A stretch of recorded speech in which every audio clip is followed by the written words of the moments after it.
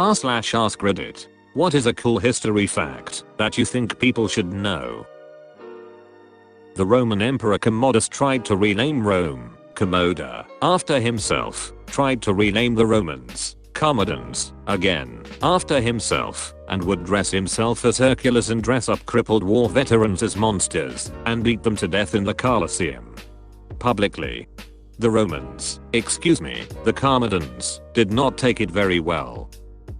Is he the reason a commode is called a commode?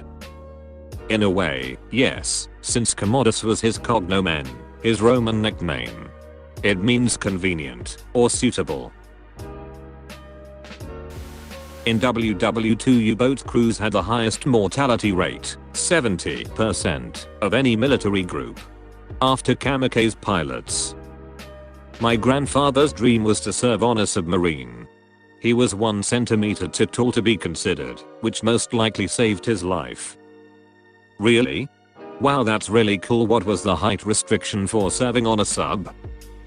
I'm not sure if the height restriction is a real thing. Maybe he failed a test and didn't want to admit, but my grandpa was a smidge over 1.70 meters, 5 feet 7 inches. This wouldn't shock me. Have you ever been in one? There's one at the Museum of Science and Industry in Chicago that you can tour inside of, and that place is cramped.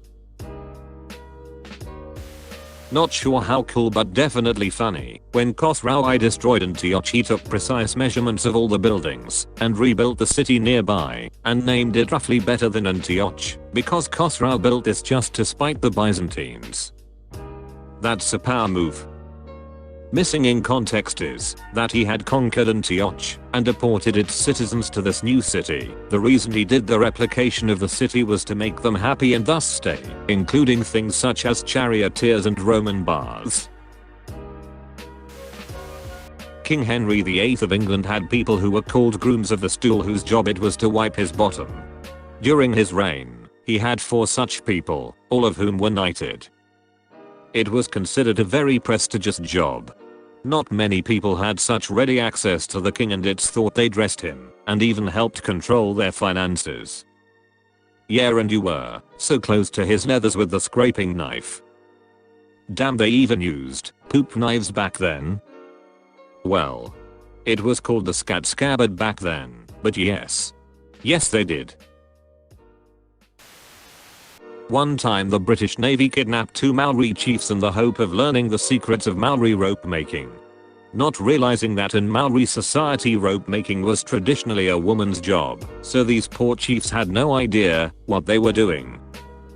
They also kidnapped people from the Sentinel Islands, hoping to shower them with gifts so, when they were released, they'd go back home and tell their tribe about how wonderful the British Empire was.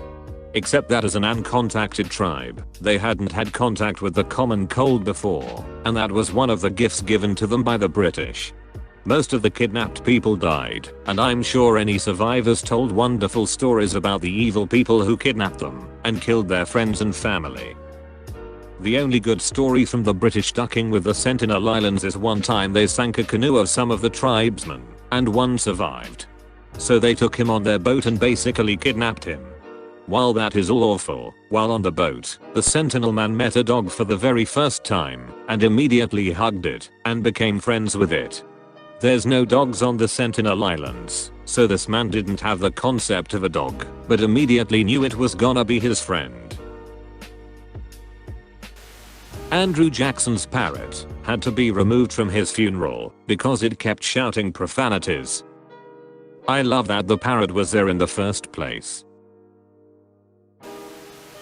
Egypt, despite being one of the oldest nations on Earth, has only been independent for less than a century. Before that, the last truly independent Egypt was around 300 BC. For over 2,000 years, Egypt was under foreign rule. What about the Mamluks? Technically the Mamluks were foreigners, so I guess it was still under foreign rule.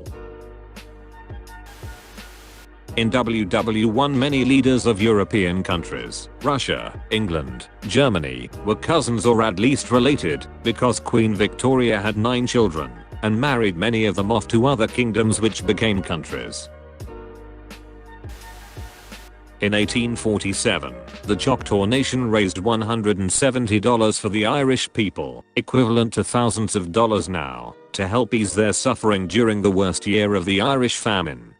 This came just after almost half of the Choctaw Nation were lost on the Trail of Tears, as their people were driven from their land by American settlers and perished due to starvation, so they had absolutely nothing, and they sent all this over to a country they didn't even know. Ireland never forgot it, and now has a special scholarship scheme for members of the Choctaw Nation to go to college there. $170 in 1847 is equal to $5,348.18 in today's money. That's a pretty big sum of money for the Choctaws to raise. The apple from the story of Adam and Eve was never specified as an apple in the Bible. Just a fruit from a tree. The apple was picked up in the mid-1200s. The apple came about because of a pun. The Latin word for apple is malos and the Latin word for evil is malus. Both words sound very similar. A lot of the countries in the British and Dutch empires were actually conquered and run by private companies. Also, New York was originally called New Amsterdam, and Wall Street is where a wall was built to keep out Native Americans, pirates and the British. Istanbul was Constantinople. Did you know that at one point during the Second World War, the Germans built fake airfields from wood to trick England and its allies into believing they were more powerful than they actually were?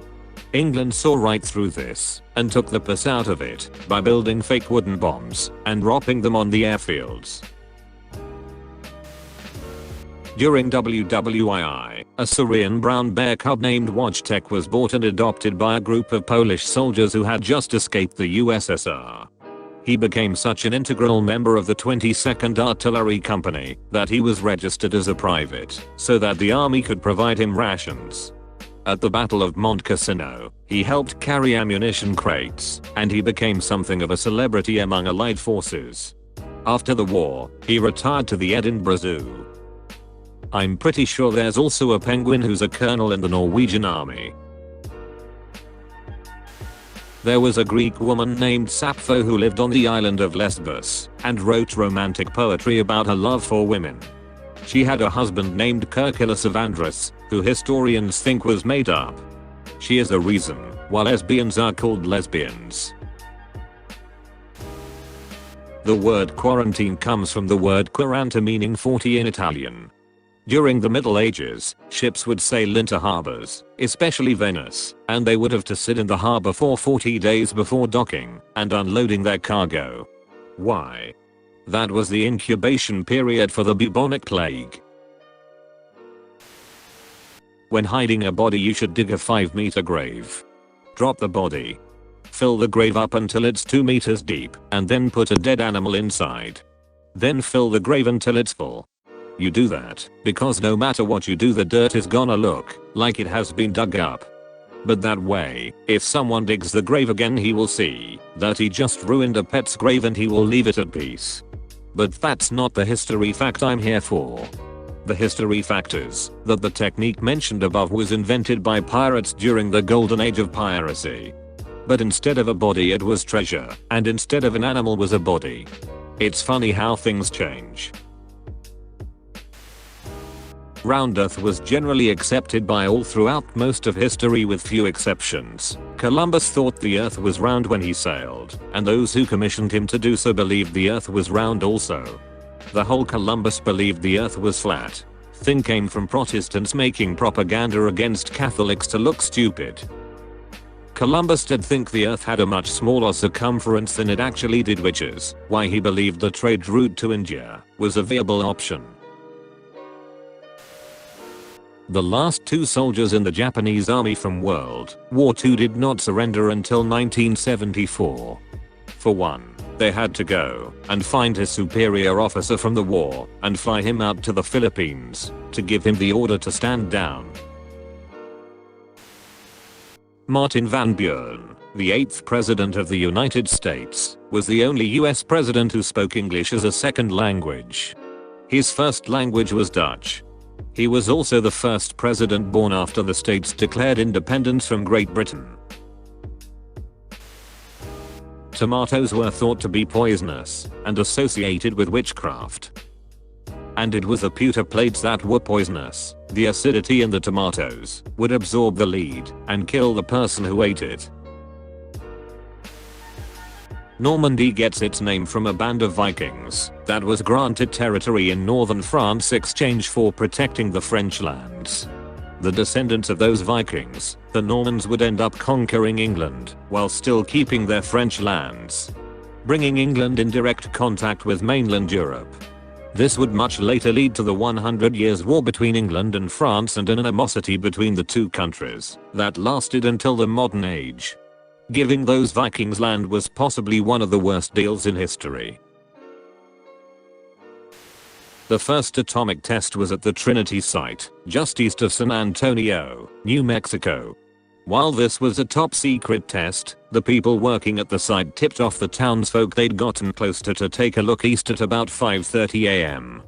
On July 16, 1945. Also, the people that worked there had a legit fear that the atomic reaction would be never ending, and that they could cause the end of our world with the detonation.